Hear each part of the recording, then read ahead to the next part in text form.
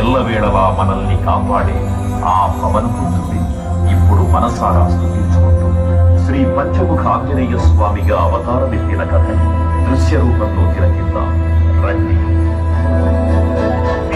జనీయం ప్రసన్నాంజనేయం ప్రభాదిత్యకాయం ప్రచీర్తిప్రదాయం భజేవానగాత్రం భజేహం పవిత్రం భజే సూర్యమిత్రం భజే రుద్రరూపం భజే బ్రహ్మతేజం. అది రామాయణ మహాయుద్ధం భీకరంగా సాగుతున్న తరుణం.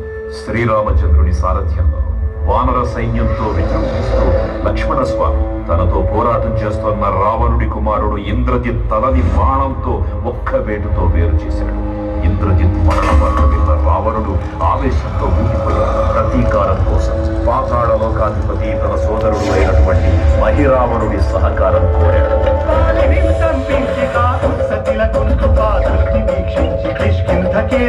శ్రీరామ కార్యార్థమై లంకకే తెంచియున్ కాల్చియున్ యభూమి చూచి ఆనందముప్పొంగియాయుంగరం విచ్చి ఆ రత్నముందెచ్చి